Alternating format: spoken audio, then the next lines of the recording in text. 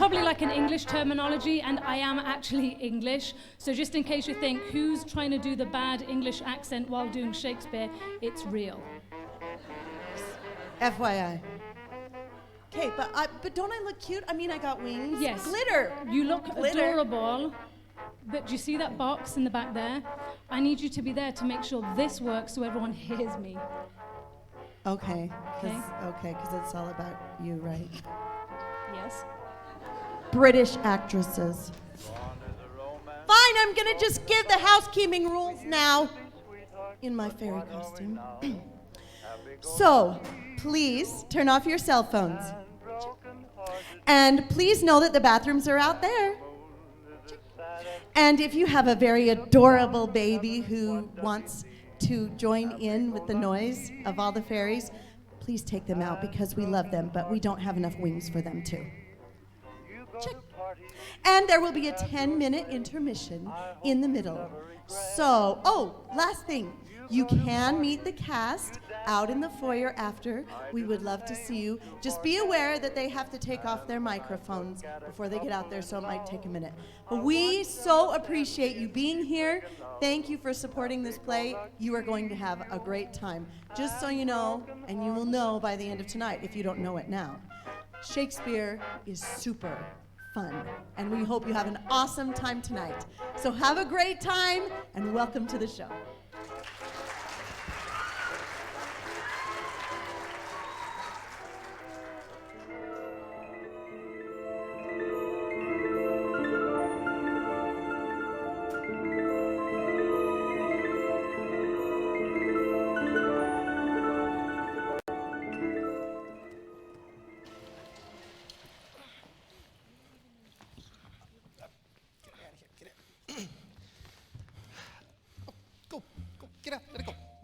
Manners, get back.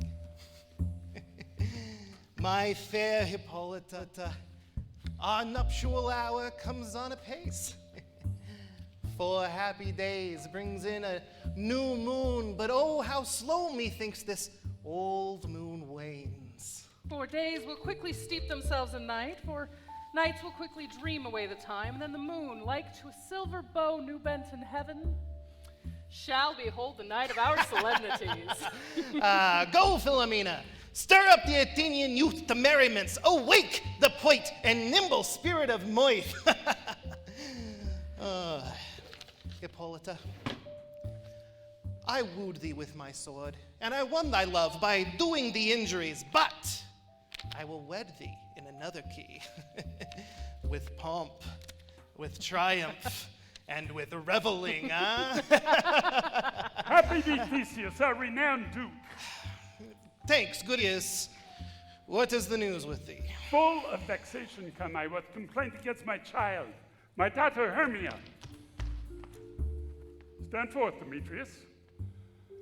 My noble lord, this man hath my consent to marry her. Stand forth, Lysander. And my gracious duke, this man hath bewitched the bosom of my child. Thou, Lysander, thou hast given her rhymes and interchanged love tokens with my child. With cunning hast thou filched my daughter's heart, turned her obedience, which is due to me, to stubborn harshness. And, my gracious duke, be it so she will not here before your grace consent to marry with Demetrius, I beg the ancient privilege of Athens. As she is mine, I may dispose of her, either to this gentleman or to her death, according to our law immediately provided in that case. What say you, Hermia? Be advised, fair maid, to you your father should be as to a god. Demetrius is a worthy gentleman. So is Lysander. In and of himself he is, but in this kind, wanting your father's voice, the other must be held the worthier. I would my father looked, but with my eyes. Rather, your eyes must to his judgment look. I do entreat your grace to pardon me. I know not by what power I am made bold. But I do beseech your grace that I may know the worst that may befall me if I refuse to wed Demetrius. Either to die the death, or to abjure forever the society of men. Therefore, fair Hermia, question your desires. Know of your youth, examine well your blood, whether, if you yield not to your father's choice, you can endure the livery of a nun, live a barren sister all your life. So will I grow, so live, so die, my lord, ere I will my virgin patent up, and to his lordship, whose unwished yoke, my soul consents not to give sovereignty. Take time to pause.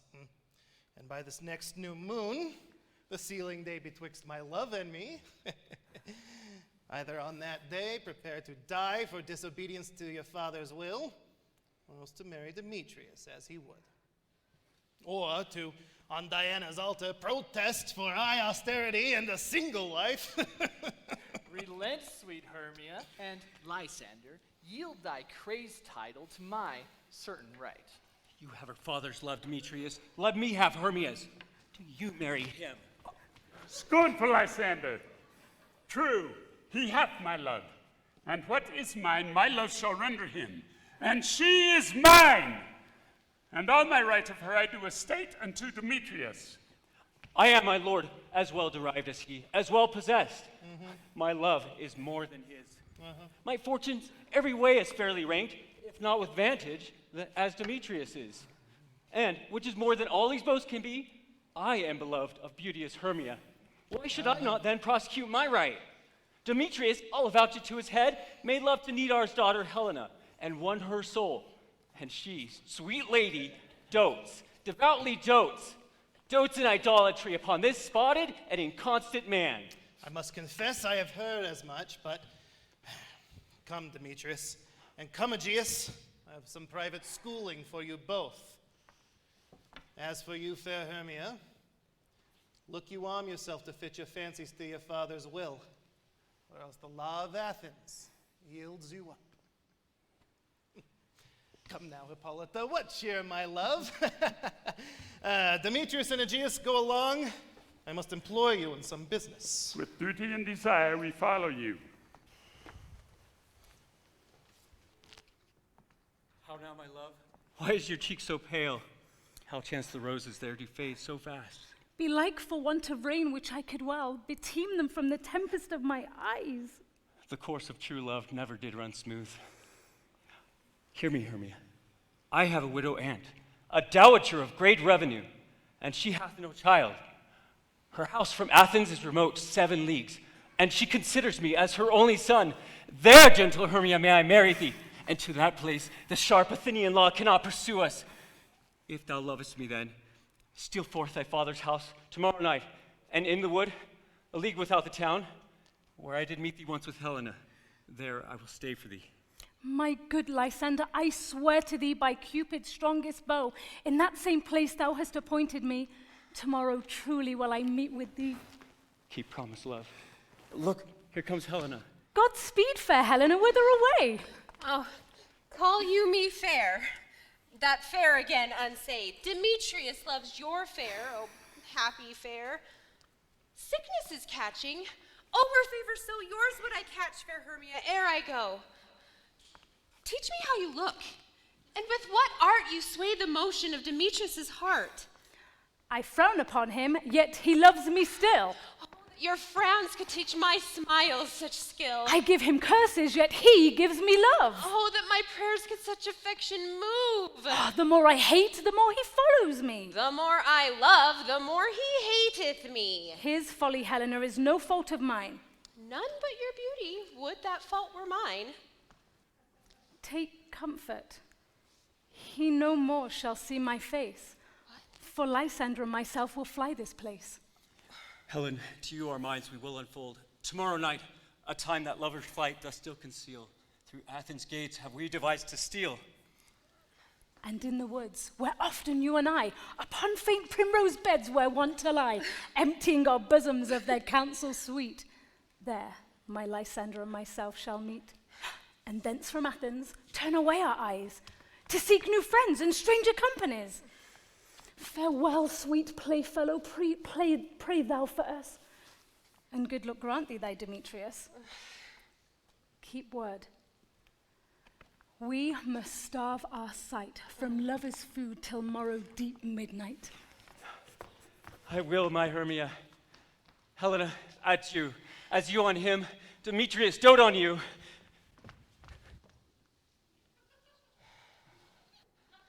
How happy some, or other some can be. Through Athens, I'm thought as fair as she, but what of that?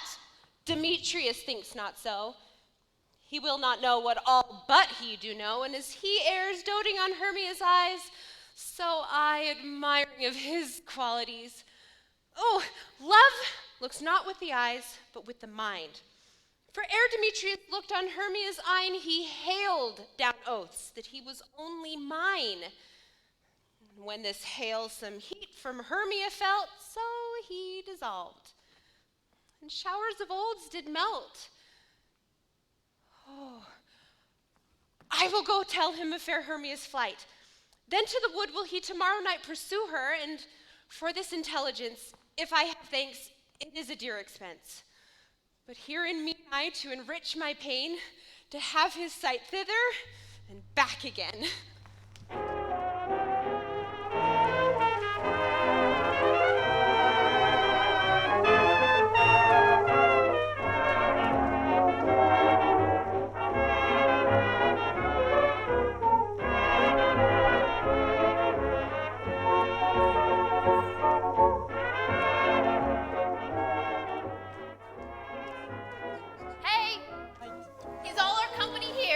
You're best to call them generally, man by man, according to the script. Here is the scroll of every man's name, which is thought fit through Okay, all hands, Athens hands. to play in our interlude before the Duke and the Duchess on his wedding day at night. Good, Petunia Quince. First, say what the play treats on, then read the names of your actors, and so grow to a point. Mary, our play is the most lamentable comedy and most cruel death of Pyramus and Thisbe. A very good piece of work, I assure you, and a merry. Now, good Petunia Quince, read the names of your actors according to the scroll. Masters, spread yourselves. Answer as I call you. Nick Bottom the Weaver. Ready. Name what part I am for and proceed. You, Nick Bottom, are set down for Pyramus. Pyramus. What is Pyramus?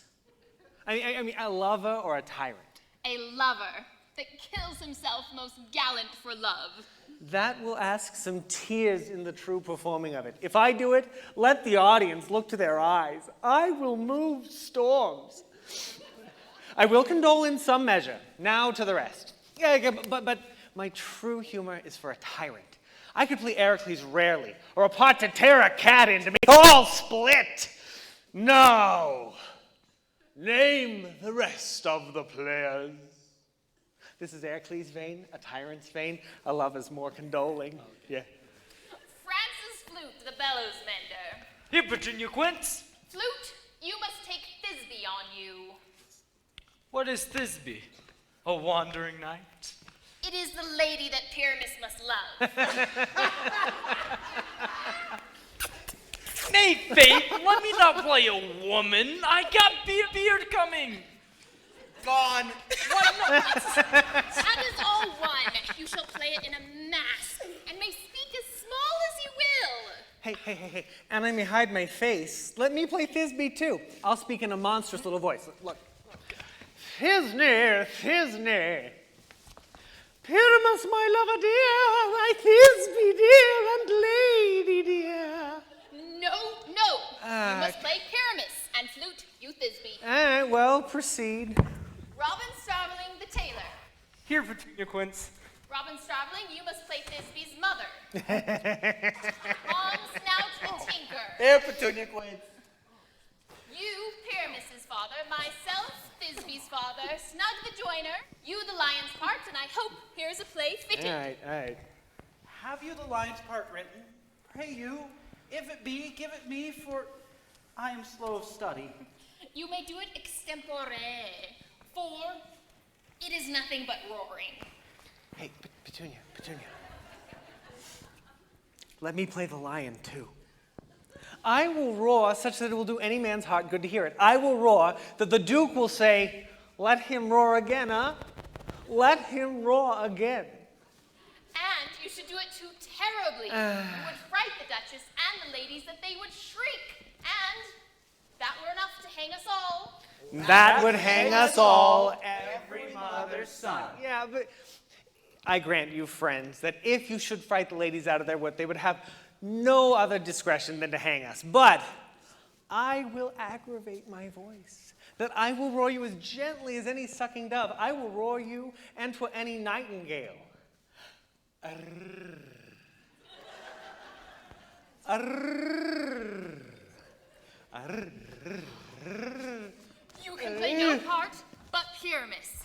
For Pyramus is a sweet-faced man. Oh, stop. A most proper man as one shall see in a summer's day. A most lovely, gentlemanly-like man. Therefore, you must needs play Pyramus. Well, I will undertake it. Masters, here are your parts. I am to entreat you, request you, and desire you to con them by tomorrow night, and meet me in the palace woods, a mile without the town, by moonlight. There shall we rehearse, such as our play wants. I pray you, fail me not. We will meet, and there we may rehearse most obscenely and courageously. Take pains.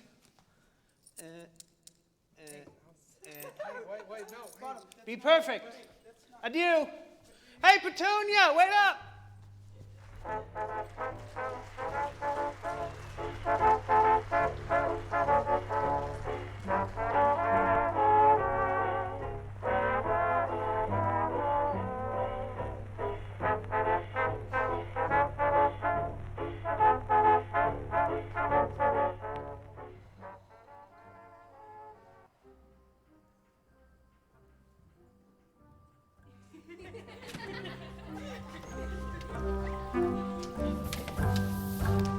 How now, spirits? Whither wander you? Over hill, over dale, through a bush, through a briar, over park, over pale, through a flood, through a fire. I do wander everywhere, swifter than the moon's sphere, and I serve the fairy queen to do her orbs upon the green. The cowslips tall, her pensioners be in their gold coat spots, you see.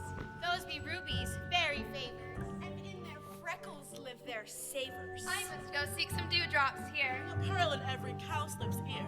Farewell, thou love of spirits, all be gone. Our queen and all our elves come here anon. The king doth keep his revels here tonight. Take heed, the queen come not within his sight. For Oberon is passing fell and wrath, because she, as her attendant, hath a lovely boy stolen from an Indian king. She never had so sweet a changeling. And jealous Oberon would have the child, knight of his train to trace the forest wild. But she perforce withholds the loved boy, crowns him with flowers, and makes him all her joy. And now they never meet in grove or green, by fountain clear or spangled starlight sheen. But they do square, and all their elves for fear creep into acorn cups and hide them there. Either I mistake your shape or making quite, or else you are that shrewd and knavish sprite called Robin Goodfellow. Are not you she that frights the maidens of the villagery? Skim milk and sometimes labor in the quern, and bootless make the breathless housewife churn. And sometimes make the milk to do no barm. Mislead night wanderers, laughing at their harm. Those the goblins call you, sweet Puck. You do their work and they shall have good luck. Are not you she? Thou speakest aright. I am that merry wanderer of the night. I jest to Oberon and make him smile when I a fat and bean-fed horse beguile, neighing like a filly foal. The wisest aunt telling the saddest tale. Sometimes for a three-legged stool mistaketh me. Then slip I from her bum, and down topple she. Tailor, she cries, and falls into a cough. And the entire choir holds their hips and laugh, and waxen in their mirth and knees, and swear a merrier hour never was wasted there. But room fairies, here comes Oberon. Would that he were gone! Ill met by moonlight, proud Titania. What, jealous Oberon? Fairy skip hence, I have forsworn his bed and company. Tarry, rash wanton, am not I thy lord? Then I must be thy lady. But I know when thou hast stolen away from fairyland. Why art thou here? Come from the furthest step of India. But that forsooth the bouncing Amazon, your buskined mistress and warrior love, to Theseus must be wedded, and you come to give their bed joy and prosperity. How canst thou for shame, Titania, glance at my credit with Hippolyta, knowing I know thy love to Theseus? These are the forgeries of jealousy, and never, since midsummer spring met we on hill and dale, forest or mead to dance our ringlets to the whistling wind. But with thy brawls thou hast disturbed our sport. Therefore the winds, piping to us in vain, as if in revenge, have sucked up from the sea contagious fogs, which falling in the land have every pelting river made so proud that they have overborne their continents. The spring, the summer, the childing autumn, the angry winter have changed their wonted liveries, and the maid's world by their increase knows not which is which. This same progeny of evils comes from our dissension, from our debate. We are their parents and originals.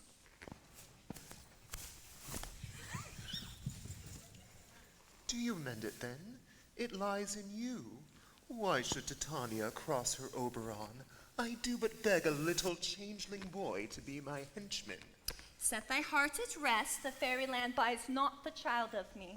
His mother was a votaress of my order, and in the spiced Indian air by night, full often has she gossiped by my side, her womb then rich with my young squire. But she, being mortal, of that boy did die, and for her sake will I not part with him. How long within this wood intend you stay? Perchance till after Theseus' wedding day. If thou wilt patiently dance in our rounds and see our moonlight revels, go with us. If not, shun me, and I will spare thy haunts. Give me that boy, and I will go with thee. Not for thy fairy kingdom. Fairies away, I shall chide downright if I longer stay. Well, go thy way. Thou shalt not from this grove till I torment thee for this injury. My gentle Puck, come hither. Thou remembers, since once I sat upon a promontory and heard a mermaid on a dolphin's back utter such dulcet and harmonious breath that the rude sea grew calm at her song. I remember. At that time I saw that thou couldst not, flying between the cold moon and the earth, Cupid, all armed, a certain aim he took at a fair vestal throned by the west, and loosed his love shaft smartly from his bow, as it should pierce 100,000 hearts. Mark it I where the bolt of Cupid fell. It fell upon a little western flower, before milk white, now purple with love's wound. Fetch me that flower, the herb I shewed thee once, the juice of which on sleeping eyelids laid will make a man or woman madly dote upon the next-like creature that it sees. Fetch me this herb, and be thou here again ere the Leviathan can swim the league. I'll put a girdle round about the earth in 40 minutes. Having once this juice, I'll watch Titania while she is asleep. Then I will drop the liquor of it in her eyes. The next thing then she waking looks upon, be it on lion, bear, or wolf, or bull, she shall pursue it with the soul of love. And ere I take this charm from off her sight, I'll make her render up her page to me. Let me go. But who comes here? I am invisible, and I will overhear their conference. I love thee not, therefore pursue me not. Where is Lysander and fair Hermia? The one I'll slay, the other slayeth me. Thou toldst me they were stolen into this wood, and here am I, and woed within this wood, because I cannot meet my Hermia. Yeah. Hence, get thee gone, and follow me no more. You draw me, you hard-hearted adamant, but yet you draw not iron, for my heart is true as steel. Leave you your power to draw, and I shall have no power to follow you. Do I entice you? Yes. Do I speak thee fair? Well. Or, rather, do I not in plainest truth tell you I do not, nor I cannot love you? And even for that do I love you the more. I am your spaniel. Burn me, neglect me, lose me, only give me leave, unworthy as I am, to follow you. Tempt not too much the hatred of my spirit, for I am sick when I do look upon thee. Oh, and I am sick when I look not at you. Look, you do impeach your modesty too much. To leave the city and commit yourself into the hands of one who loves you not, to trust the opportunity of night and the ill counsel of a desert place with the rich worth of your virginity? Your virtue is my privilege. For that it is not night when I do see your face. Therefore I think I'm not in the night, nor doth this wood lack worlds of company for you. In my respect are all the world. Then how can it be said that I am alone when all the world is here to look on me?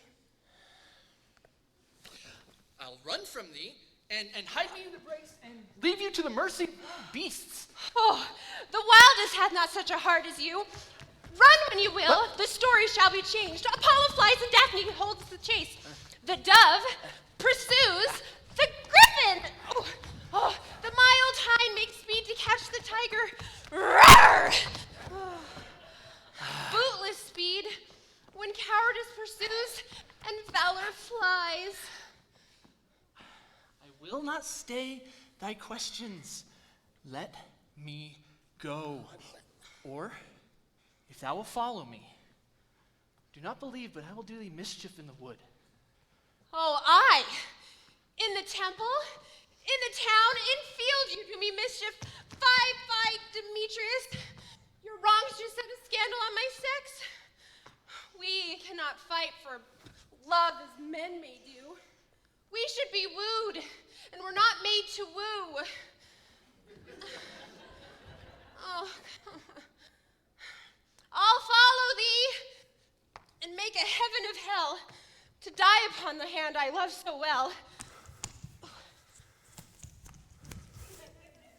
Fare thee well, nymph. Ere he doth leave this grove, thou shalt fly him, and he shall seek thy love. Hast thou the flower there? Welcome, wanderer. Aye, there it is. I pray thee, give it me. I know a bank where the wild thyme blows, where oxlips lips and the nodding violet grows. There sleeps Titania some time of the night, lulled in these dances with flowers and delight. There I'll streak the juice of this with her eyes and make her full of hateful fantasies. Take thou some of it, and seek throughout this grove a sweet Athenian lady is in love with a disdainful youth. Anoint his eyes, but do so when the next thing he espies may be the lady. Thou shalt know the man by the Athenian garments he hath on. Affect it with some care, that she may prove more fond on him than she upon her love. And look thou meet me here ere the first cock crow. Fear not, my lord, your servant shall so do.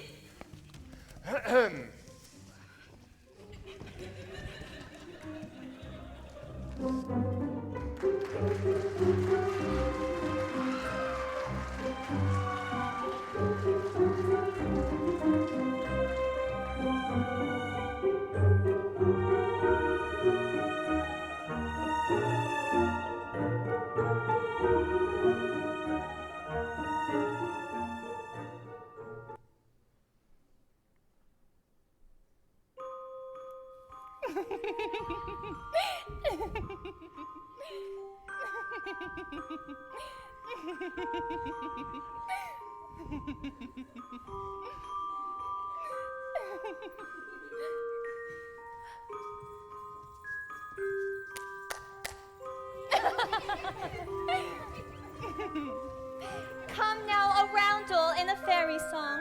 Sing me now asleep. Then to your offices and let me rest.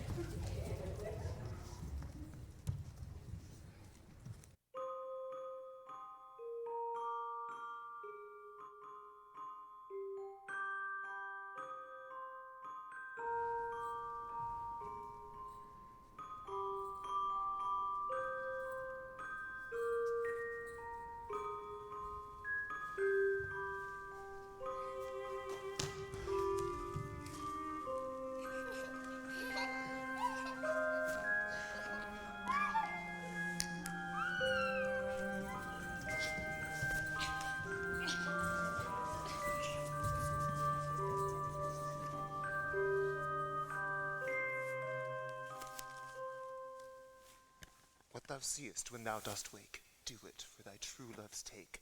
Love and languish for his sake, be it ounce or cat or bear, pard or boar with bristled hair, in thy eye that shall appear when thou wakest, it is thy dear. Wake when some vile thing is near.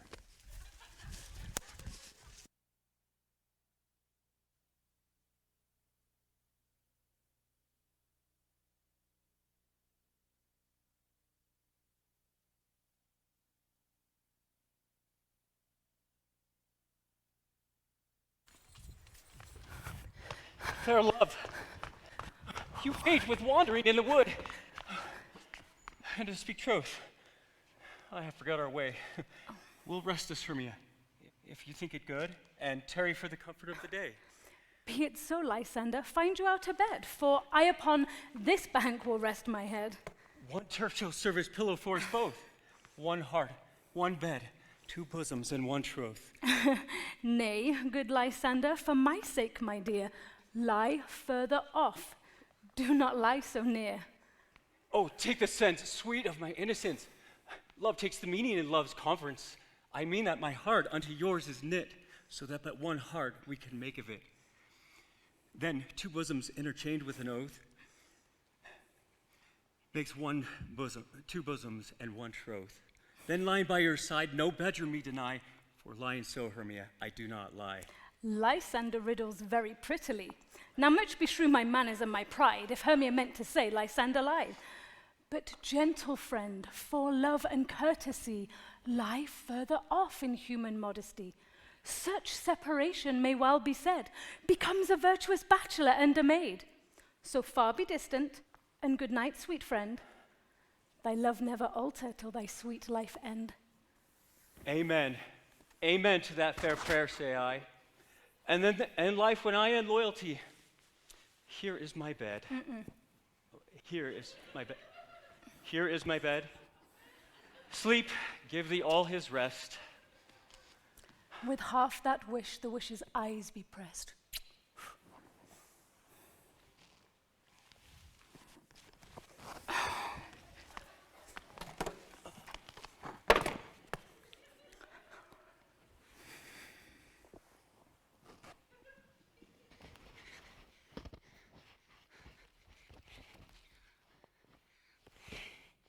Through the forest have I gone, but Athenian found I none, on whose eyes I might approve this flower's force in stirring love.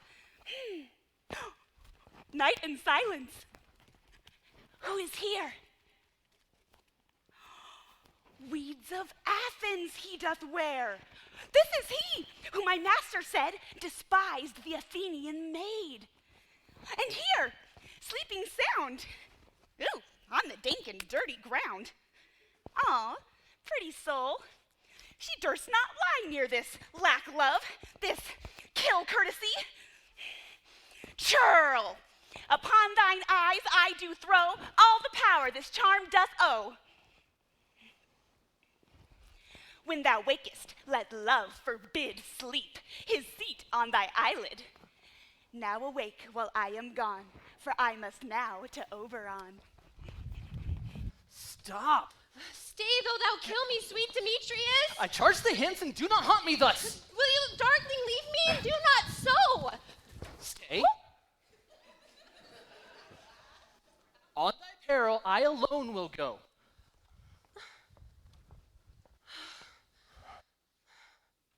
I am out of breath in this fond chase.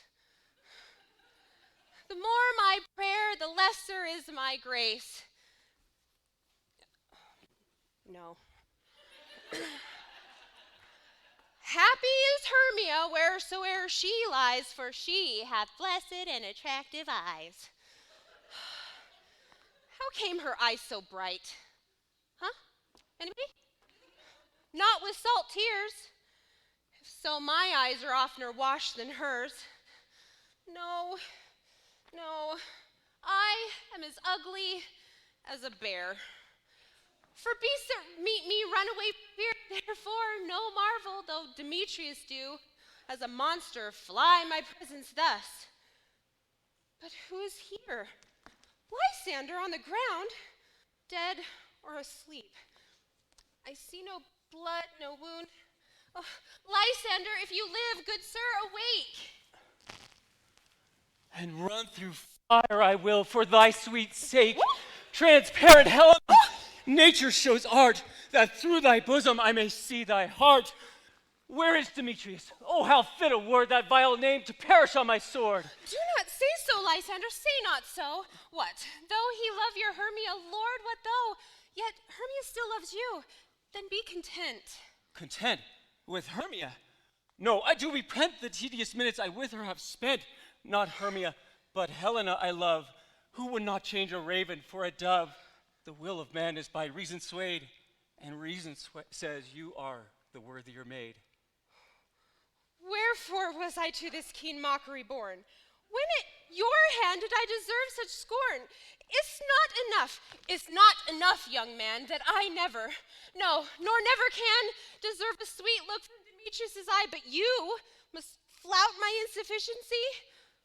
But fare you well. Perforce I must confess I thought you lord of more true gentleness. Oh, that a lady of one man refused should of another therefore be abused. She sees not Hermia.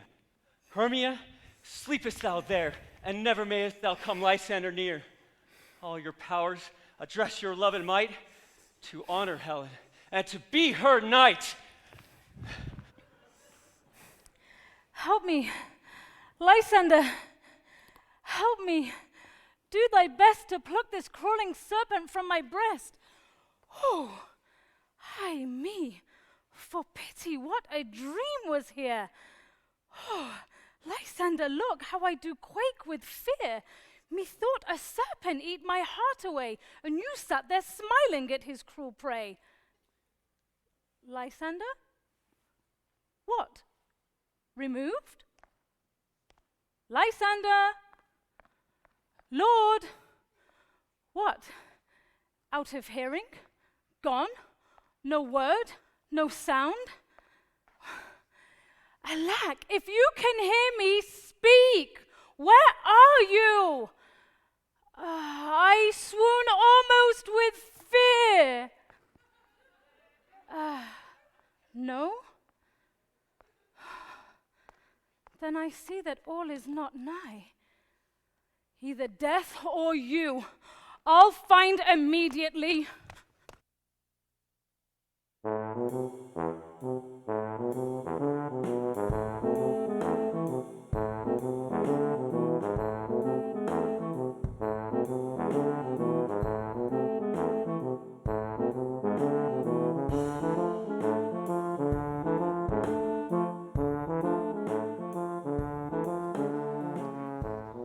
Hey, are we all met?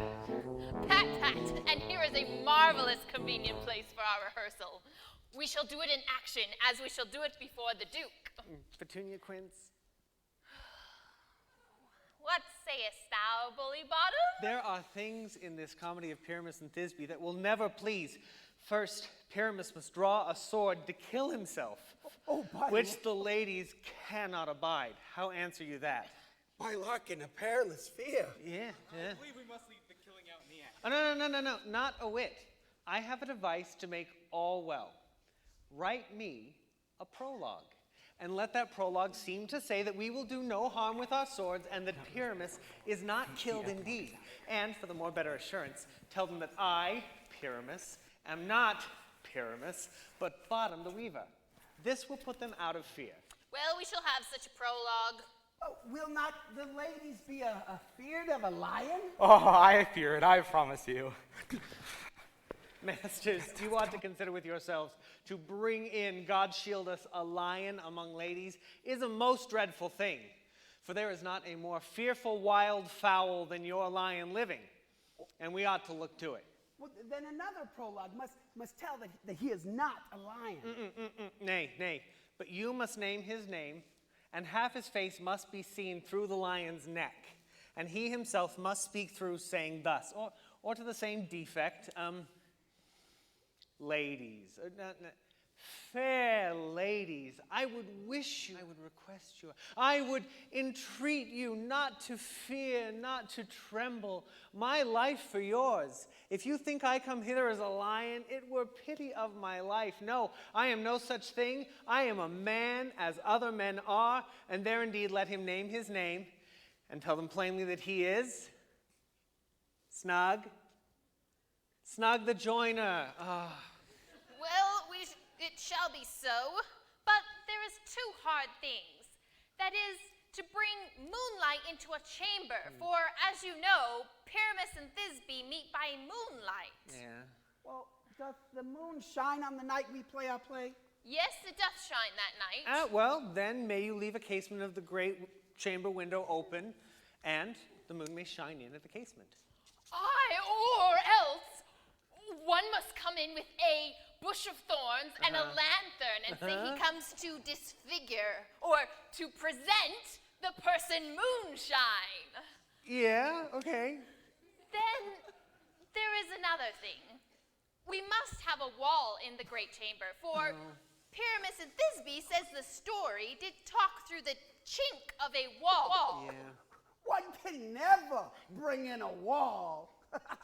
What say you, Bottom? Some man or other must present wall. Huh? Let him have some plaster, some loam, or some rough cast about him to signify wall, and let him hold his fingers thus. Yeah, thus. Thus. Thus. Yeah, thus. And through that cranny may Pyramus and Thisbe whisper. If that may be, then all is well. Come, sit down, every mother's son, and rehearse your parts. Pyramus, you begin. When you have spoken your speech, enter into that break, and so everyone according to his cue. What hempen homespuns have we swaggering here, so near the cradle of the fairy queen? What? A play? I'll be an auditor, an actor too, perhaps, if I see cause. Speak, Pyramus. Thisbe, stand forth. Thisbe, the flowers of odious Odors. What? Odors. I think she's saying you stink. What? Odors, savor, sweet. Oh. Flowers of odors, savors sweet, so hath thy breath, my dearest Thisbe dear. But hark, but hark, a voice. Stay thou but here a while, and by I will to thee appear. A stranger Pyramus than e'er played here. Must I speak now? Aye, Mary, must you. For you must understand, he goes but to see a noise that he heard, and is to come again. Oh. Most radiant Pyramus, my lovely views of corals like red rose and triumphant brew, most brilliant jewels and ilk most lovely drew, as trusty horse that would never tire, I meet thee, Pyramus, at Nini's tomb! Ninus tomb, man. And why, you must not speak that yet. What? That you answer to Pyramus. You speak all your part at once, cues and all. Pyramus, enter your cue cast. It is never tire. Oh. As true as Trezzy Hugh, that would never tire. If I were fair Thisbe, I were only thine.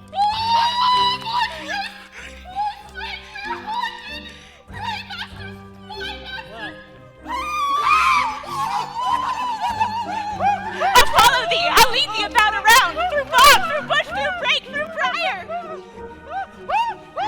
Why did they run away? This is a knavery of them to make me afeard.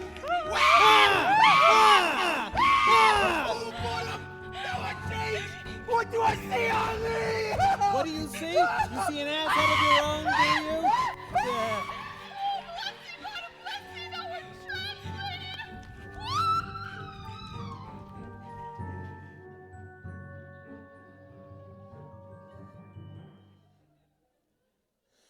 I see their knavery.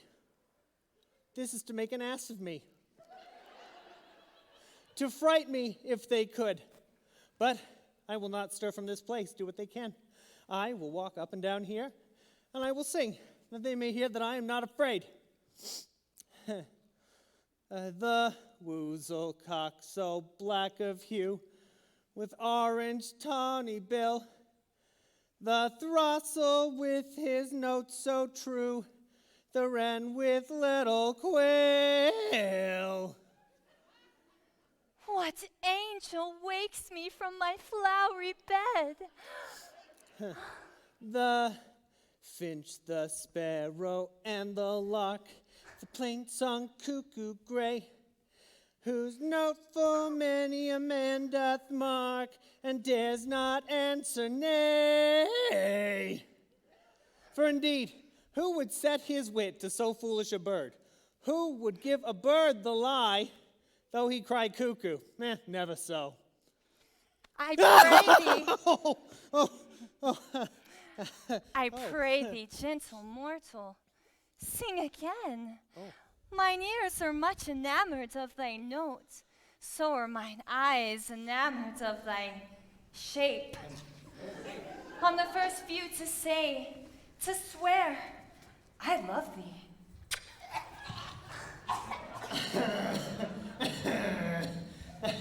Oh, methinks, mistress, you should have a little reason for that, but then reason and love bear little company together nowadays, huh? Thou art as wise as thou art beautiful. Not so neither. But if I had wit enough to get out of this, would have enough to serve my own turn. Out of this wood do not desire to go. Thou shalt remain here, whether thou wilt or no. I am a spirit of no common rate, the summer doth tend upon my state, and I do love thee. Therefore, go with me. I'll give thee fairies to attend thee, and they shall fetch thee jewels from the deep, and sing while thou on pressed flowers dost sleep. Peace blossom, cobweb, moth, mustard seed, willow, holly, and ivy. Where shall we go? Be kind and courteous to this gentleman. Hop in his walks and gamble in his eyes. Feed him with apricots and dewberries, purple grapes, green figs, and mulberries. Nod to him, elves, and do him courtesies. I cry your worship's mercy. I beseech your worship's name. Cobweb. I shall desire you of more acquaintance, Master Cobweb. If I cut my finger, I shall make both with you, huh? Your name, honest gentleman. Peace Blossom. I shall desire you of more acquaintance too, Master Peace Blossom. Your name, I beseech you, sir. Master Mustard Seed, your kindred have made my eyes water many times ere this. I shall desire you of more acquaintance too.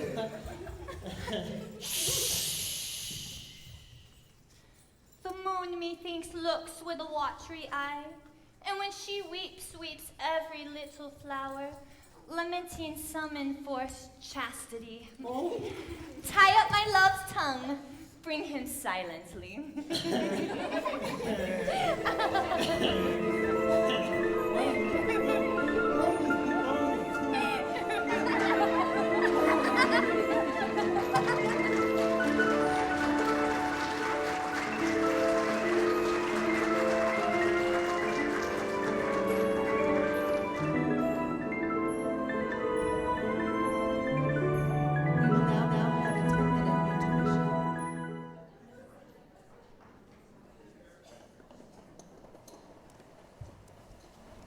I wonder if Titania be awake. Then, what next came in her eye that she must dote on in extremity?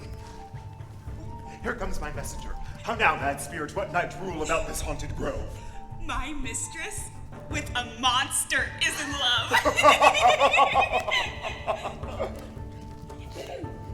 Near to her close and consecrated bower, while she was in her dull and sleeping hour, a crew of patches, rude mechanicals, who worked for bread on Athenian stalls, were met together to rehearse a play, intended for great Theseus's nuptial day.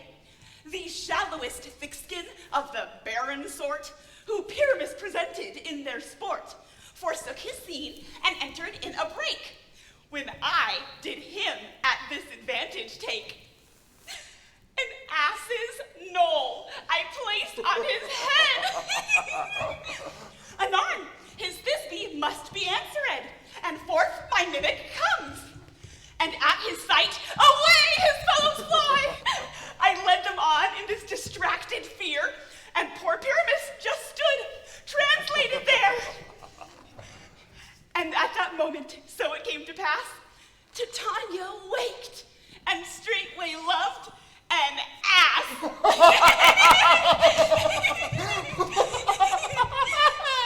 Oh, this falls out better than I could devise. Oh, but hast thou yet latched the Athenian's eyes with the love juice, as I did bid thee do? I took him sleeping, that is finished too. And the Athenian woman, who by his side, that one with a force she must be eyed. Stand close, this is the same Athenian. This is the woman. But not this, the man. Why rebuke you him who loves you so? Lay breath so bitter on your bitter foe. Now I but chide, but I should use thee worse. For thou, I fear, thou hast given me cause to curse. If thou hast slain or killed Lysander, kill me too. The sun was not so true unto the day as he to me. Would he have stolen away from sleeping Hermia?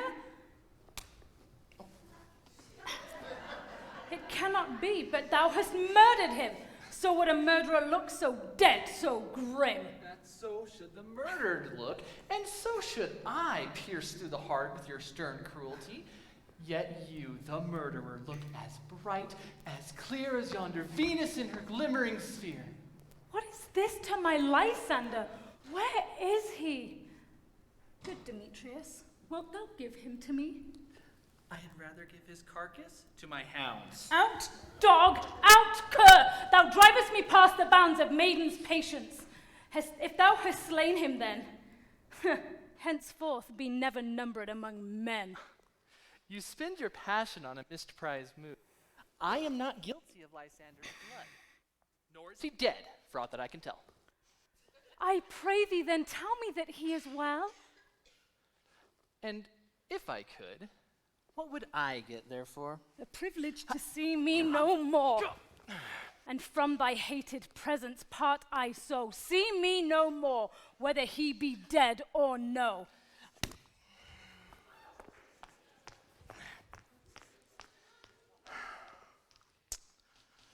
There's no following her in this fierce vein.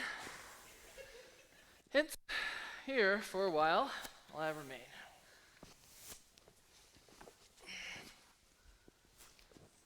What hast thou done? Thou hast mistaken quite, and laid the love juice on some true love's sight. About the wood go swifter than the wind, and Helena of Athens, look thou find, by some illusion see thou bring her here, all charm his eyes against she do appear. I go, see how I go, swifter than the air-arter's bow. Flower of this purple dye, hid with Cupid's archery, sink an apple of his eye, when his love he doth espy, let her shine as gloriously as the Venus of the sky. When thou wakest, if she be by, beg of her for remedy. Captain of our fairy band, Helena is here at hand, and the youth, mistook by me, pleading for a lover's fee. Shall we their fond pageant see? Lord, what fools these mortals be! Stand aside, the noise they make will cause Demetrius to awake. And then will two at once woo one. That must needs be sport alone. And those things that do best please me must befall preposterously. Why should you think that I should woo and scorn? Scorn and derision never come in tears. Look, when I vow I weep. Why should these things in me seem scorn to you?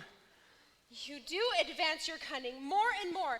These vows are Hermia's. Will you give her o'er? I had no judgment when to Hermia I swore. Nor none in my mind now you give her o'er. Demetrius loves her, and he loves not you. Oh, Helena. Goddess, nymph, perfect divine, to what my love shall I compare thine eyne? Crystal is money. Oh, how bright and show thy lips, those kissing cherries tempting grow. Oh, let me kiss this princess, pure white, this sea of bliss. Oh, spite! Oh, hell! I see you all are bent as set against me for your merriment. If you were civil and knew courtesy, you would not do me thus much injury. Can you not hate me, as I know you do, but must join in souls to mock me too? If you were men, as men you are in show, you would not use a gentle lady so to vow and swear and super praise my parts when I am sure you hate me with your hearts. Oh, you both are rivals and love Hermia, and now both rivals to mock Helena. A trim exploit, a manly enterprise to conjure tears up in a poor maid's eyes with your derision. Oh.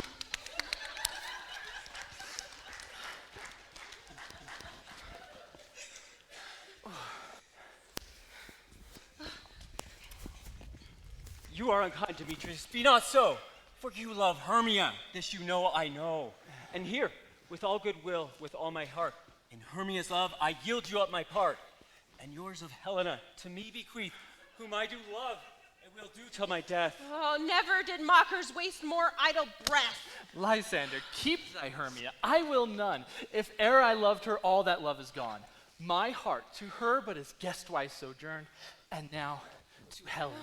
Is home returned, there to remain. Helen, it is not so. Despair is not, the faith thou dost not know, lest to thy peril thy abide dear. Look, where thy love comes, yonder is thy dear. Thou art not by mine eye, Lysander, found. Mine ear, I thank it, brought me to thy sound. But unkindly, why didst thou leave me so? Why should he stay, whom love doth press to go? What love could press Lysander from my side? Lysander's love, that would not let him bide. Oh, fair Helena, who more guiles the night than all you fiery O's and eyes of light. But why seekest thou me? Could not this make thee know the hate I bear thee made me leave thee so? You speak not as you think. It cannot be. Oh, lo, she is one of this confederacy. Now I perceive they have conjoined all three to fashion this false sport in spite of me. Injurious Hermia, most ungrateful maid, have you conspired? Have you with ease contrived to beat me with this foul derision? Oh, is it all forgot? All school days, friendships, childhood innocence? Will you rent our ancient love asunder to join with men in scorning your poor friend? It is not friendly, 'tis not maidenly. Our sex as well as I may chide you for it, but I alone feel the injury. I am amazed at your passionate words.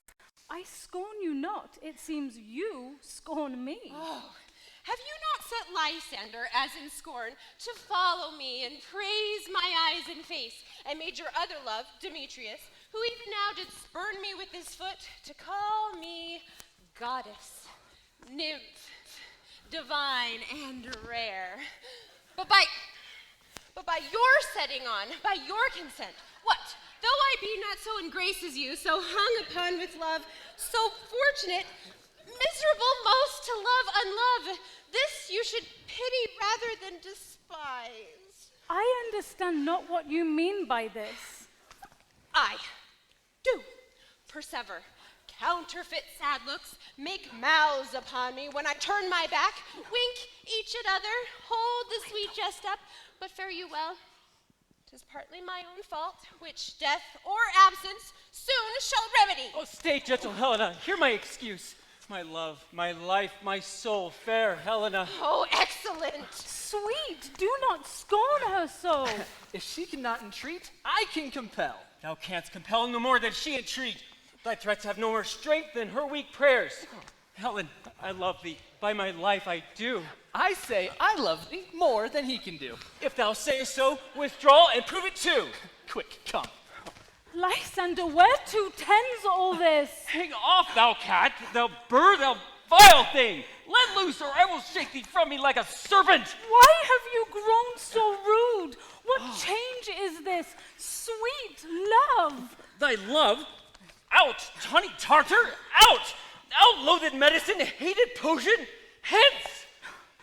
Do you not jest? Yes, Sooth, and so do you. Demetrius, I will keep my word with thee. I would I had your bond, for I perceive a weak bond holds you. I'll not trust your word. What, should I hurt her? Strike her? Kill her dead? Although I hate her, I will not harm her so. What can you do me greater harm than hate? Am I not Hermia? Are you not Lysander? I am as fair now as I ever was. Since night you loved me, yet since night you left me. I, by my life, and never to desire to see thee more. Therefore, be out of hope, of question, of doubt. 'Tis not just that I do hate thee, and love Helena. Oh me, you juggler, you canker blossom, you thief of love! What, have you come by night and stolen my love's heart from him? Oh, fie, Nephi. Have you no modesty, no maiden shame, no touch of bashfulness? What, will you tear impatient answers from my gentle tongue? Fie, fie, you counterfeit, you puppet, you! Puppet? Why so? That way goes the game. Now I perceive she hath made compare between our statures. She hath urged her height, and with her personage, her tall personage, her height forsooth, she hath prevailed with him. And have you grown so high in his esteem because I'm so dwarfish and so low? Ah! How low am I? Thou painted maypole, speak! How low am I? I am not yet so low that my nails can reach into thine eyes. I pray you, though you mock me, gentlemen, let her not hurt me. I was never cursed. I have no gift at all in shrewishness. I am the right maid for my cowardice. Oh, let her not strike me. You perhaps may think because she is something lower than myself that I can match her. Lower. Hark again. Good Hermia, do not be so bitter with me!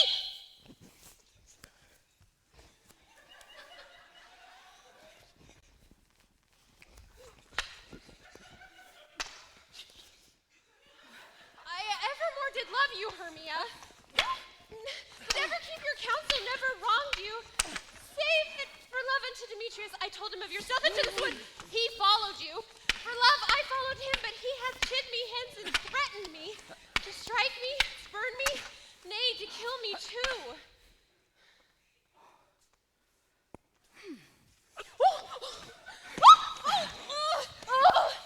So you will let me quiet? To Athens will I bear my folly back and follow you no further. Let me go. You see how simple and how fond I am. Why go thee? Who hinders thee?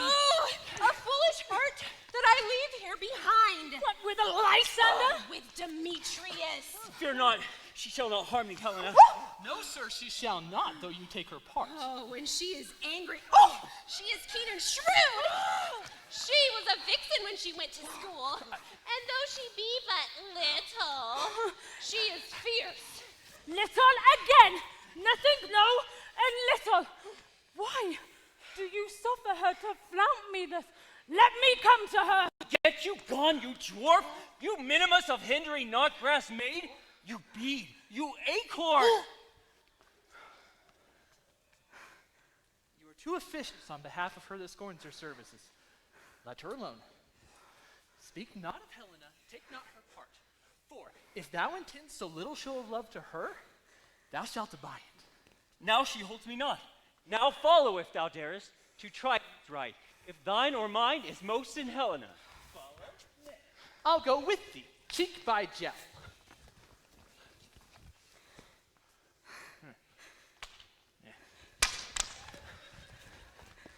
You, mistress, all this coil is long of you. Nay, go not back. I will not trust you, nor longer stay in your cursed company. Your hands and mine are quicker for a fray. My legs are longer, though, to run away.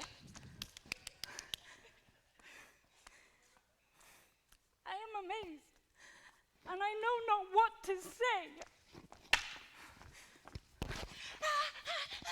This is thy negligence. Still thou mistakest, or else commits thy knaveries willfully.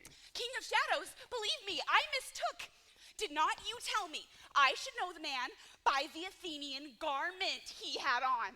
And so, blameless proves my enterprise, that I should anoint an Athenian's eyes. And so far am I glad it so did sort, for this their jangling I esteem as sport. Thou seest these lovers seek a place to fight. Aye, therefore, Robin, overcast the night. Lead these testy rivals so astray, as one come not within another's way. Then o'er their brows death counterfeiting sleep, with leaden legs and batty wings doth creep. Then crush the juice of this into Lysander's eye. When they next wake, all this derision shall seem a dream and fruitless vision. While I in this affair doth thee employ, I'll to my queen and beg her Indian boy. Then I her charmed eye will release from monster's view, and all things shall be at peace. My fairy king, this must be done with haste, for night's swift dragons cut the clouds full fast, and yonder shines Aurora's harbinger. But we are spirits of another sort, notwithstanding haste. Make no delay. We may effect this business yet ere day. Up and down, up and down. I will lead them up and down. I am feared in field and town. Goblin, lead them up and down. Here comes one. Why art thou proud, Demetrius? Speak thou now. Here, villain, drawn and ready. Where art thou? I will be with thee straight. Follow me then to plainer ground.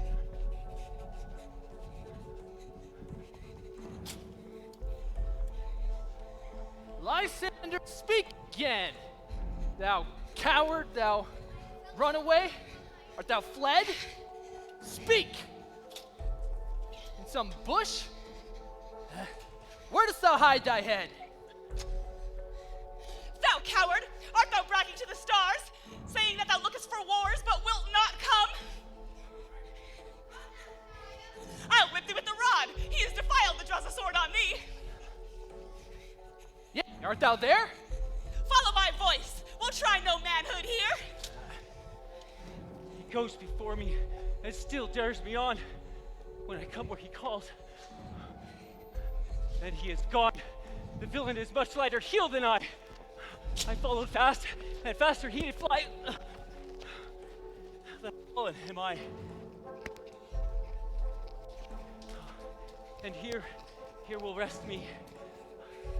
Come, thou gentle day, where if but once thou show me thy great light, I'll find Demetrius and revenge this spite.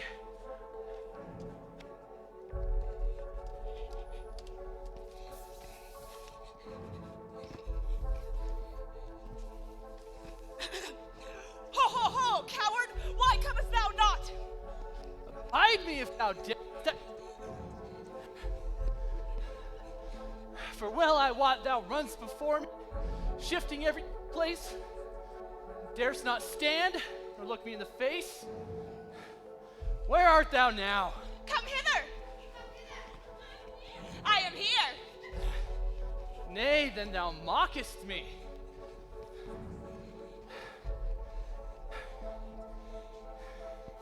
Fine, go thy way. Faintness constraineth me to measure out my length on this cold bed. By day's approach, look to be visited. Oh, weary night, a long and tedious night, abate thy hours. Shine comfort from the east, that I may back to Athens. My daylight from these that my poor company detest. And sleep that sometimes shuts up sorrow's eyes. Stay me a while from mine own company.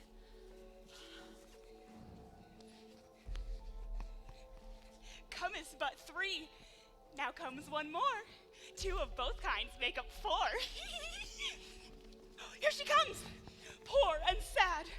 Cupid is a knavish lad, thus to make poor females mad. Never so weary, never so in woe. bedabbled with dew and torn with briars. I can no further crawl, no further go. My legs can keep no pace with my desires. Heavens, shield Lysander, if it mean a fray.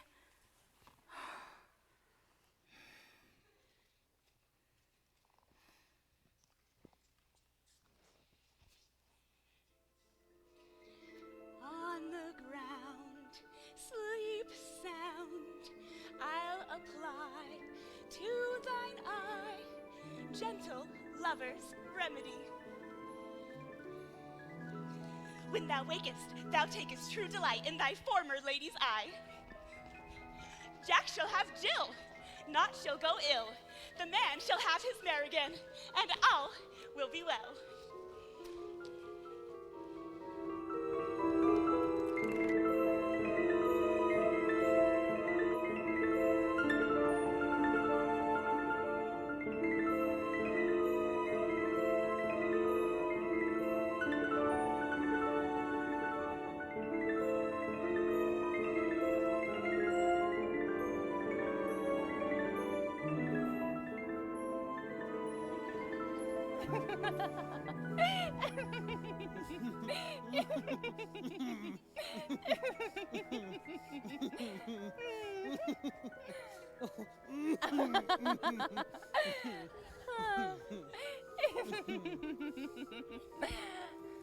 Come sit thee down on this flowery bed, while I thy amiable cheeks do coy, and stick musk roses in thy sleek, smooth head, and kiss thy fair, large ears, my gentle joy.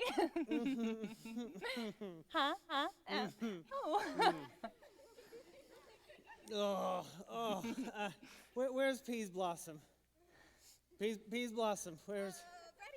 Oh, scratch my head, Peas Blossom. Oh, yeah. Where's Cobweb? Ready. Oh, Monsieur Cobweb, good monsieur. Get your weapons in your hand and kill me a red-hipped humblebee on the top of a thistle. And good monsieur, bring me the honey bag. Oh, where's mustard seed? Ready. What's your will? Oh, nothing, good monsieur, but to help cavalry Cobweb to scratch. Methinks I must to the barber, monsieur. Methinks I'm marvelous hairy about the face. What, wilt thou hear some music, sweet love? Oh, I have a reasonable good ear for music. Let's have the tongs and the bones. Or say, sweet love, what thou desirest to eat. Oh, truly? Yes. A peck of provender. I could munch your good dry oats. Methinks I have a great desire to a bottle of hay. Oh, good hay, sweet hay hath no fellow. But I pray you, let none of your people stir me, for I have an exposition of sleep come upon me. Sleep thou, and I will wind thee in my arms. Fairies, away, be gone. Shoo. How I love thee, how I dote on thee.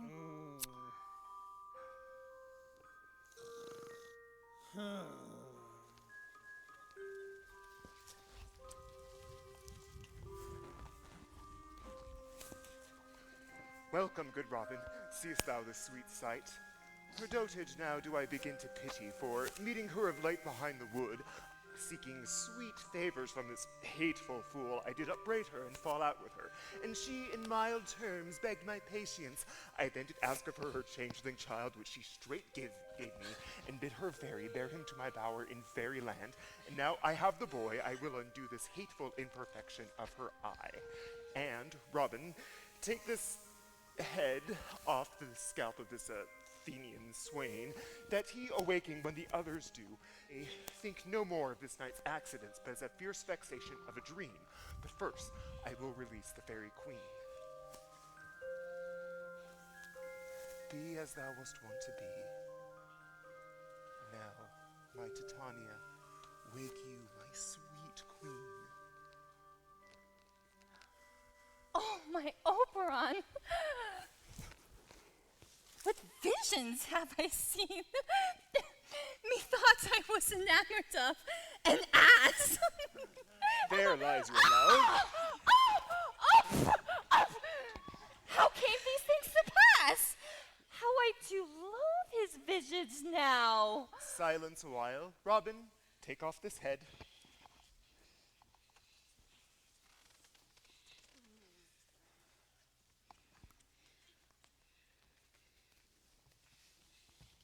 Now when thou wakest, with thine own fool's eyes peep. Come, my queen, take hands with me, and rock the ground whereon these sleepers be. Now thou and I are new in amity, we will tomorrow night solemnly dance in Duke Theseus' house triumphantly, and bless it to all fair prosperity. There shall these pairs of lovers be wedded with Theseus, all in jollity. My fairy king, attend and hark, I hear the morning lark. Come, my lord, and in our flight, tell me how it came this night that I sleeping here was found with these mortals on the ground.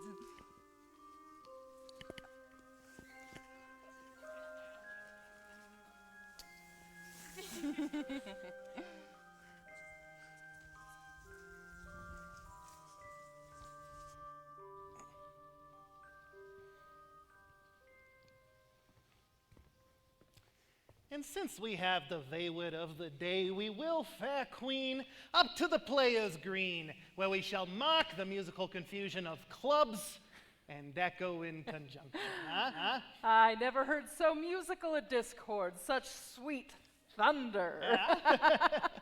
Oh, but soft. What nymphs are these, huh? My lord, this is my daughter here asleep. And this Lysander. This Demetrius is. This Helena, old Nida's Helena. I wonder at their being here together. No doubt they rose up early to observe the rite of May. But tell us, good Aegeus, is this not the day that Hermia is to give answer of her choice? It is, my lord. Good morrow, friends. St. Valentine's Day is past, huh? Aw, begid you woodbirds bite the couple now. Pardon, my lord. I pray you, stand up, stand up. I know you two are rival enemies. How comes this gentle concord in the world, huh? To sleep by hate and no enmity, huh? My lord, I shall reply amazedly, half sleep, half waking. But as yet, I swear, I cannot truly say how I came here. But as I think, for truly would I speak, and now do I bethink me, so it is. I came with Hermia hither. Our intent was to be gone from Athens, where we might without the peril of the Athenian law. Enough! Enough! My lord, you have enough. I beg the law upon his head. They would have stolen away. They would, Demetrius. To have defeated you and me. You of your wife and me of my consent. Of my consent that she should be your wife. My lord, fair Helen told me of their stealth, of this their purpose hither to the wood, and I, in fury, hither followed them. Fair Helena, in fancy, following me. But, my good lord, I wot not by what power, but by some power it is, my love to Hermia melted as the snow. The object and pleasure of mine eye is only Helena. To her, my lord, was I betrothed, there I saw her. But like in sickness did I loathe this food. But as in health come to my natural taste, now I do wish it, love it, long for it, and will forevermore be true to it.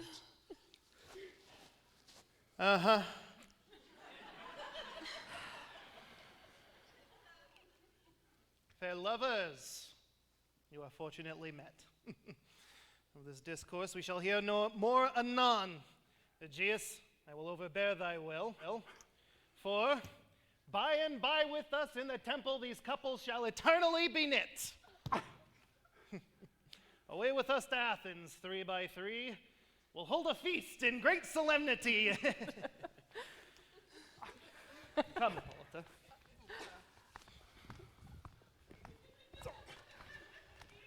You deserve what you're going to get.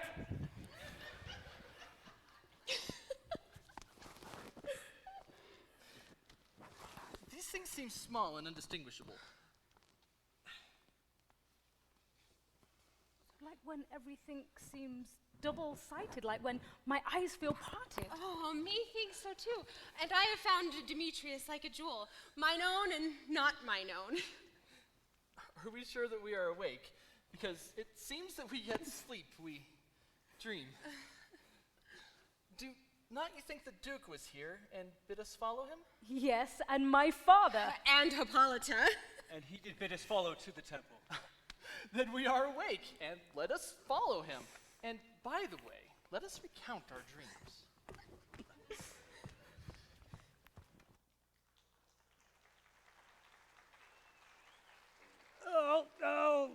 Oh, when my cue comes, call me and I will answer.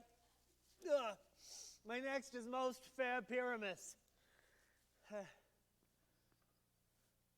Petunia Quince, flute the bellows mender, snout the tinker, starveling, Samantha.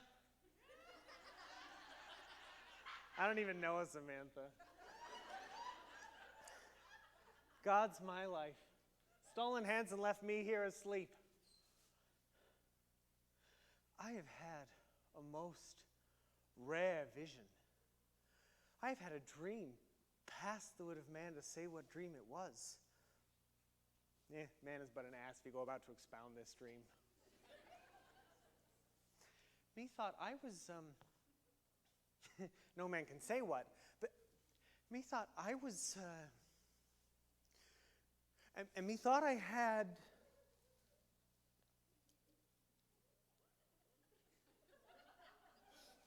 but man is but a patched fool if he offered to say what methought I had. The eye of man hath not heard, the ear of man hath not seen, a man's hand is not able to taste, his tongue to conceive, nor his heart to report what my dream was.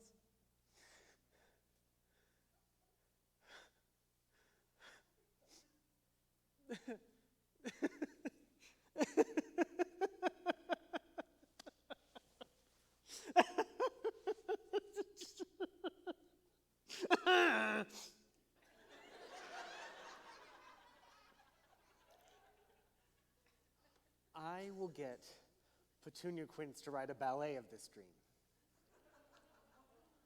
It shall be called Bottom's Dream, because it hath no bottom. And I shall sing it in the latter end of the play before the Duke. No. For peradventure, to make it more gracious, I shall sing it at her death.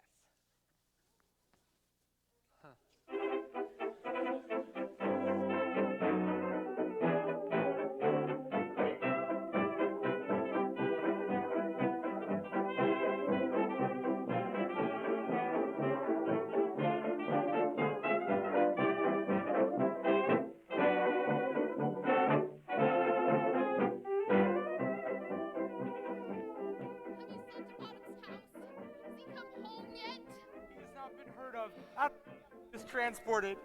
If he comes not, then is the play marred? Doth it report or doth it not?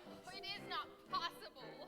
You have not a man in all Athens able to discharge Pyramus but he. No, he is simply just the best handcraft man of all of Athens. Aye, and the best person too. And he has a very paramour for a sweet voice. You must say paragon, for Pyramus is a thing of naught. Masters, the Duke is coming from the temple, and there is 2 or 3 lords and ladies more married. If our play had gone forward, we had all been made men. Oh, sweet Billy Bottom, he had not been paid 6 a day for playing Pyramus or nothing. If he does not play Pyramus tonight, I'll be hanged. Where are these lads? Where are these hearts?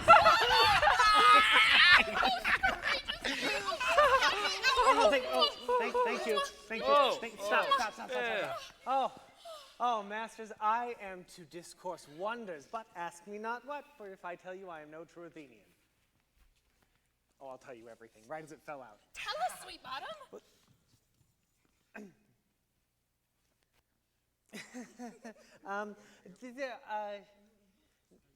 You know what? Not a word from me. All I will say is that the Duke hath dined. Get your apparel together, good strings to your beards, new ribbons to your pumps. Meet presently at the palace. Every man go o'er his part, for the short and the long is, our play is preferred! Oh, and my dear actors, eat no onions nor garlic, for we are to utter sweet breath. And I do not doubt but to hear them say it is a sweet comedy. Now, no more words. Go away. Away. Go away. Go away. Go away. Go away. Go away. Go away. Go away.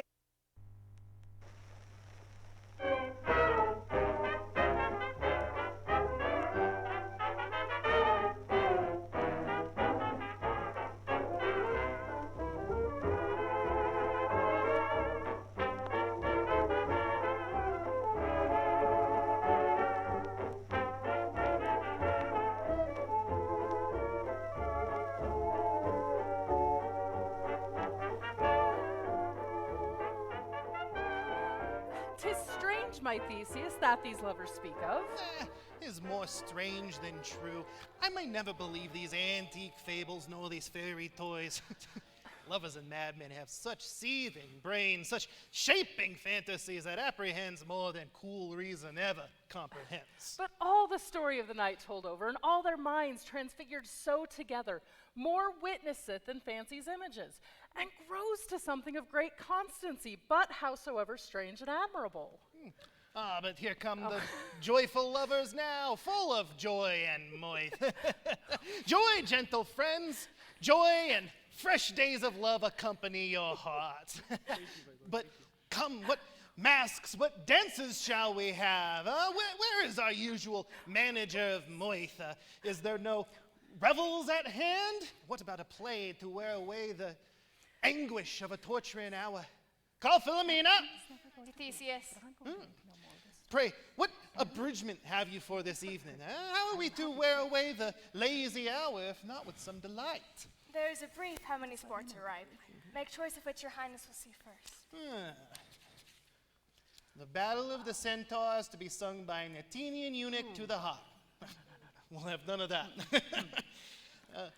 The riot of the tipsy bacchanals, tearing a Thracian singer in their rage. That's an old device. A brief and tedious scene of young Pyramus and his lover Thisbe. A very tragical mirth. Oh, merry and tragical. Tedious and brief, yeah? That is hot ice and strange, wondrous snow. Tell us, how shall we find the concord of this here discord? A play there is, my lord, some 10 words long, which is as brief as I have known a play. But by 10 words, my lord, it is too long, which makes it tedious.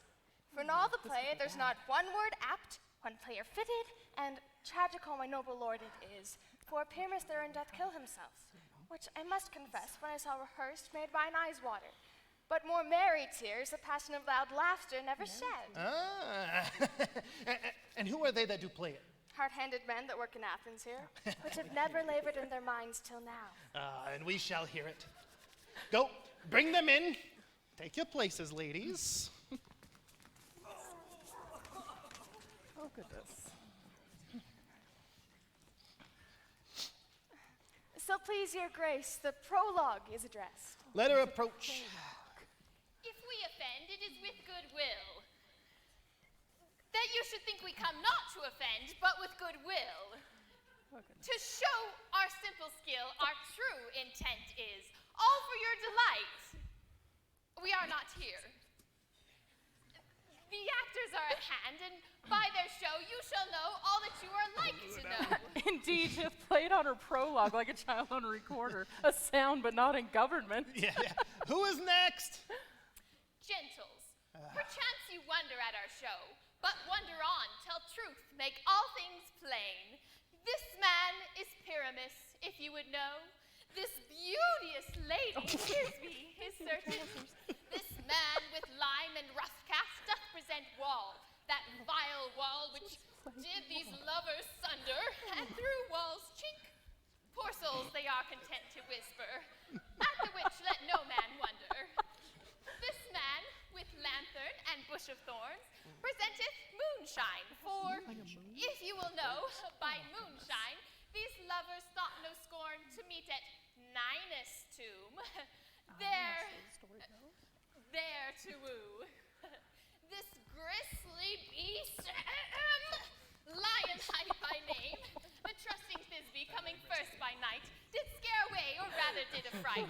And as she fled, her mantle she did fall, which lion vile with bloody mouth did stain. Anon comes Pyramus, sweet youth and tall, and finds his trusty Thisbe's mantle slain, whereat with blade, with bloody blameful blade, he bravely bloody breast.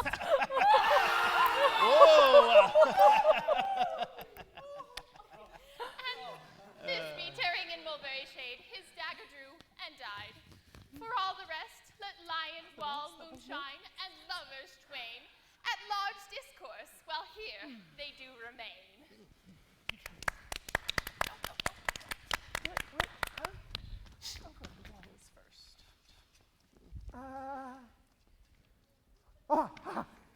In this same interlude, it doth befall that I, one Snout by name, present a wall.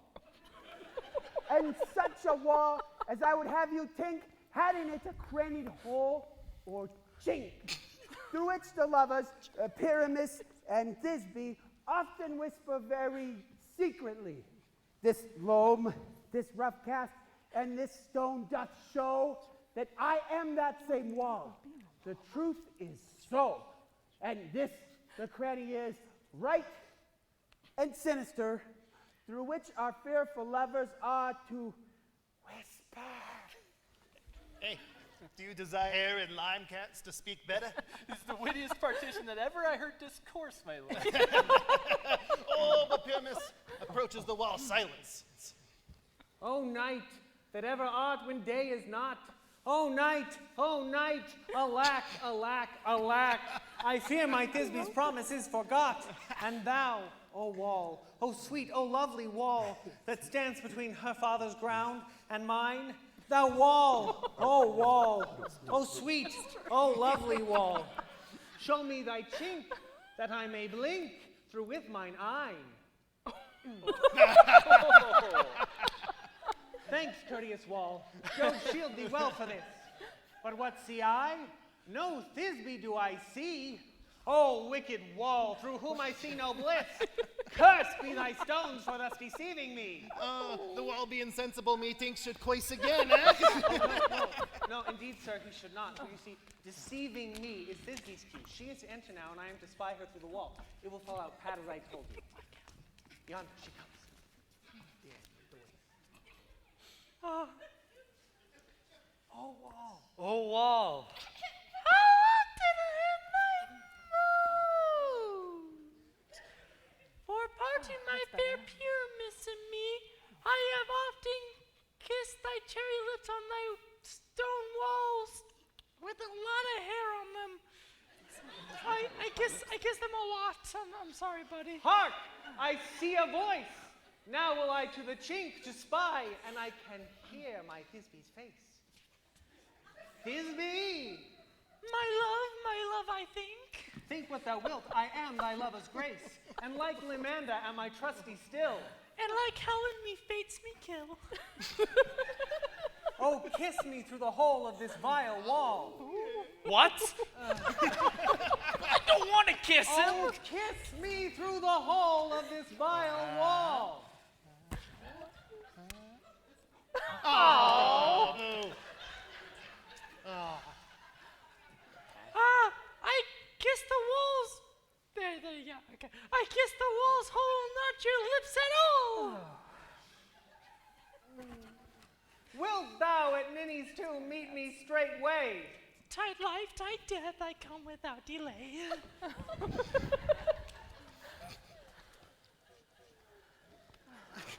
And thus I wall my part, having discharged so, and being done, thus wall away doth go.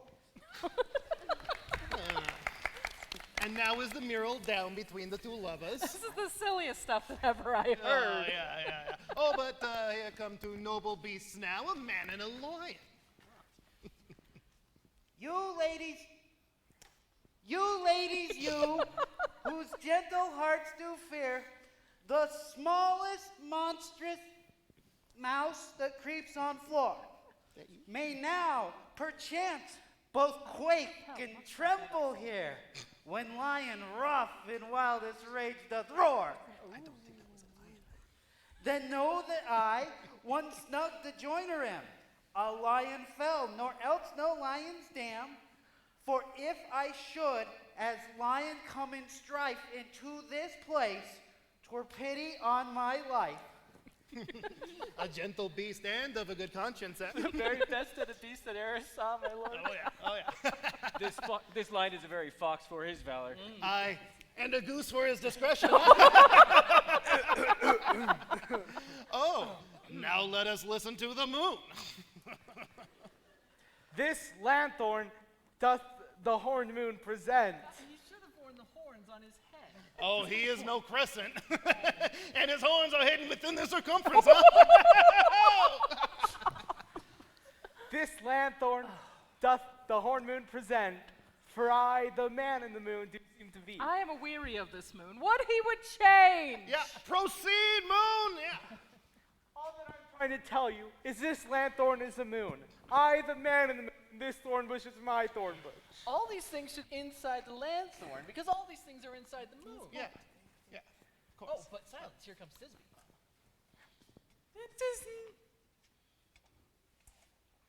This is Nini's tomb. Now where is my love? Roar!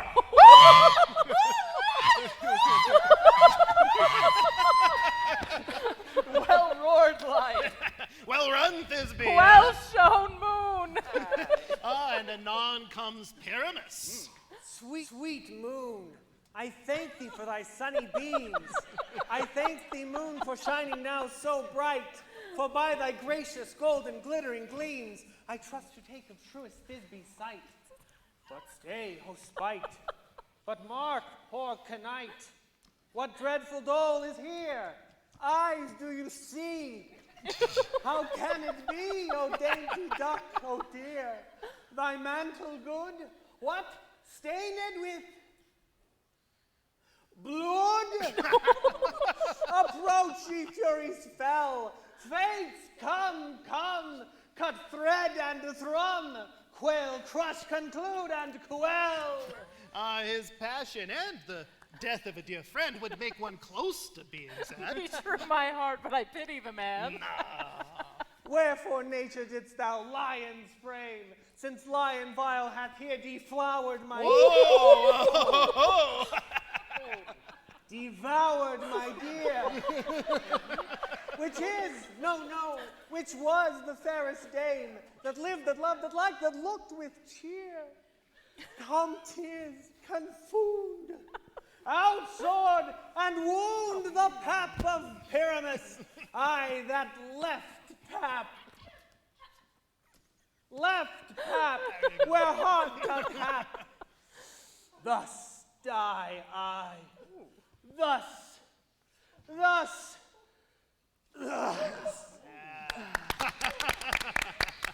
Now I am dead. Now I am fled. My soul is in the sky. Tongue, lose thy light. Moon, take thy flight. Moon, take thy flight. Now, die. Die. Die. Die.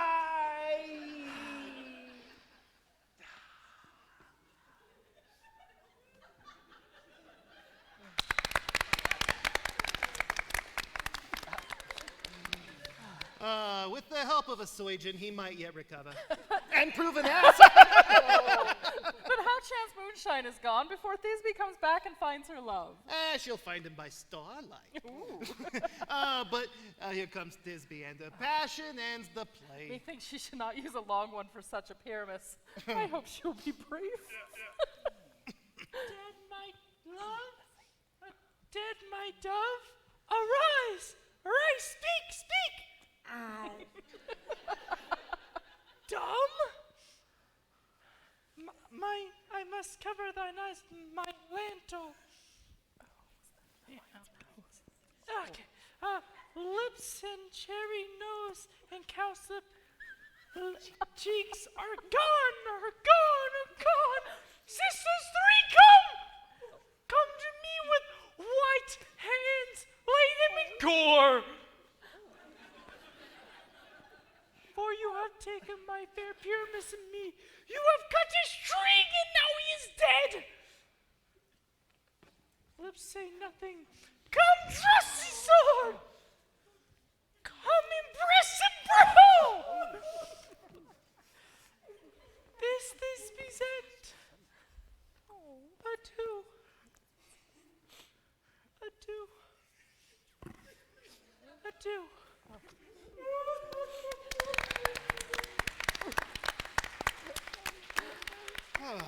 Well, now Moonshine and Lion are left to bury the dead. Aye, and Wall too. Oh, no. I assure you, sir, that the wall between their fathers is down. Would you care to hear an epilogue or to hear a Bergamask dance between two of our players? No epilogue, I pray you, for your play needs no excuse, huh? Never excuse. For when all the players are dead, there needs none to be blamed. When you say leave your epilogue alone. Yes, sir. Thank you, sir. Thank you. Thank you. Thanks, Gwen. That's all I want to see. That's my life. The iron tongue of midnight hath told 12. 'Tis almost fairy time, huh? Gentle lovers to bed, a fortnight hold we the solemnity, with nightly revels and new jollities.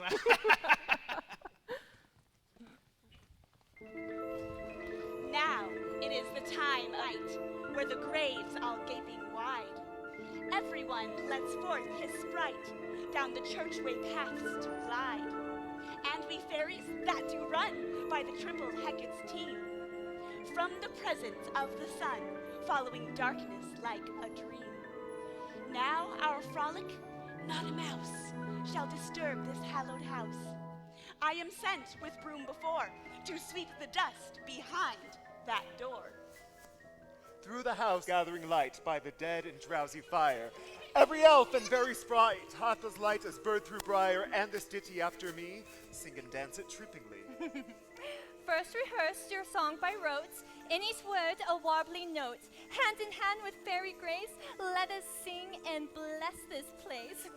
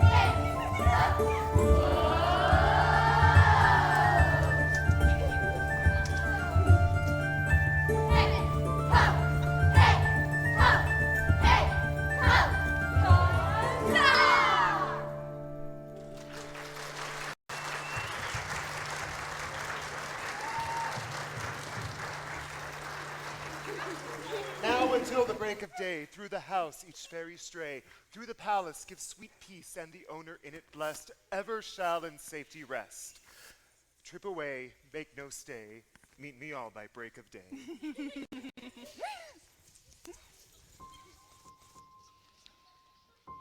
If we shadows have offended, think but this, and all is mended, that you have but slumbered here, while these visions did appear. And this weak and idle theme, no more yielding but a dream. And as I am an honest puck, if we have unearned luck, so to scape the serpent's tongue, we shall make amends ere long. Else the puck a liar call. And so, good night unto you all. Give me your hands if we be friends, and Robin shall restore amends.